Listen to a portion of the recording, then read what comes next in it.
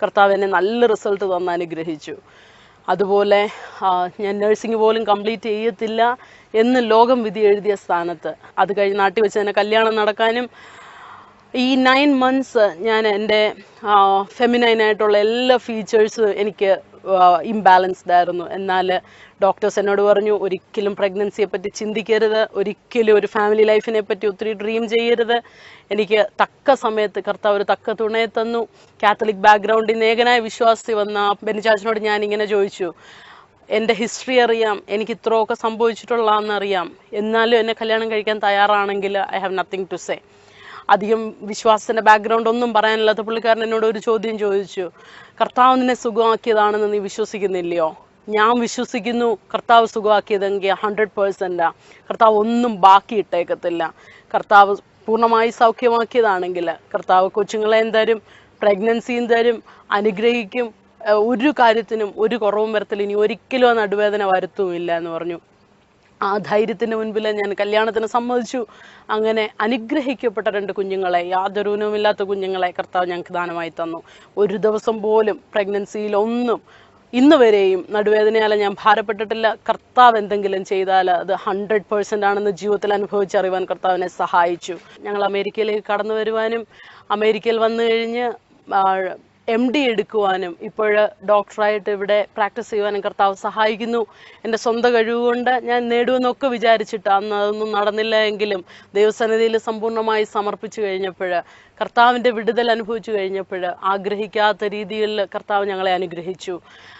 അതുപോലെ എന്നെ കേൾക്കുന്ന പ്രിയപ്പെട്ടവരെ, നിങ്ങളോട് ഞാൻ പറയട്ടെ, ആരെങ്കിലും എന്തെങ്കിലും ഭാരത്താൽ ബുദ്ധിമുട്ടുന്നുണ്ടെങ്കിൽ നമ്മുടെ ദൈവം ഇന്നും ജീവിക്കുന്ന ദൈവമാണെന്ന് ജീവിതത്തിൽ അനുഭവിച്ചറിഞ്ഞാണ് ഞാൻ. കർത്താവ് വിടുവിക്കുന്ന ദൈവമാണെന്നും കർത്താവ് എത്ര ലോകത്തിലെ ഡോക്ടർമാർ എന്തെല്ലാം എഴുതിയാലും എന്തെല്ലാം വിധിച്ചാലും അതിനൊക്കെ ഉപരിയായി രോഗസൗഖ്യവും ആരോഗ്യവും കർത്താവിൻ്റെ ദാനമാണെന്നും കർത്താവ് ഇന്നും അതെല്ലാം ഉണ്ടെന്നും അനുഭവിച്ചറിയുവാൻ കർത്താവിനെ സഹായിച്ചു. ഇതേതെങ്കിലും ഒരു നൂറ്റാണ്ടിൽ നടന്ന സംഭവമല്ല. 2001 കൊല്ലം ജില്ലയിൽ നടന്ന കാര്യമാണ്. എന്നെ ട്രീറ്റ് ചെയ്തത് ട്രിവാൻഡ്രം മെഡിക്കൽ കോളേജിലെ ഡോക്ടർ അച്ഛൻ അലക്സ് ആയിരുന്നു. അങ്ങനെ ഇത് കണ്ട് ഇതിൻ്റെ എല്ലാം ത്രൂ ഔട്ട് ഈ പ്രോസസ്സ് എന്നോടൊപ്പം ഉണ്ടായിരുന്ന ബിലീവേഴ്സും നോൺ ബിലീവേഴ്സുമായ ഒരുപാട് പ്രിയപ്പെട്ടവരുണ്ട്. ശലോമി മാഡം ഇതിൻ്റെ വിറ്റ്നസ് ആണ്. അതുപോലെ അനേകർ അന്ന് എൻ്റെ ഈ രോഗാവസ്ഥയിൽ എന്നെ ശുശ്രൂഷിച്ച പലരും ഇന്ന് കർത്താവിൻ്റെ വേലയിൽ കർത്താവിൻ്റെ രോഗശാന്തി സാക്ഷിച്ചുകൊണ്ട് പലയിടത്തായിരിക്കുന്നു. അതുപോലെ ഒരു കാര്യം കൂടെ ഞാൻ പറയട്ടെ, നമ്മുടെ ടൈമല്ല കർത്താവിൻ്റെ ടൈം എന്ന ജീവിതത്തിൽ പഠിക്കാൻ എനിക്കിടയായി. കർത്താവിനെ 1-ാമത്തെ ദിവസം വിടുവിക്കാൻ എന്താ, 2-ാമത്തെ ദിവസം വിടുവിക്കാൻ എന്താ, 3-ാമത്തെ ദിവസം വിടുവിക്കാൻ എന്താ എന്നൊക്കെ നമ്മൾ പലപ്പോഴും ചിന്തിക്കും. എന്നാൽ തക്ക സമയത്ത് in his time he makes everything beautiful. തക്ക സമയത്ത് നമ്മളെ വിടുവിക്കുന്ന ഒരു ദൈവമാണ്. ആ 9 months ആ പ്രോസസ്സിലൂടെ കടന്നുപോയതുകൊണ്ട് ആ കർത്താവിൻ്റെ ആ ആഴമായ സ്നേഹം, കർത്താവിൻ്റെ വിടുതൽ അനുഭവിച്ചറിയുവാൻ കർത്താവ് ഞങ്ങളെ സഹായിച്ചു.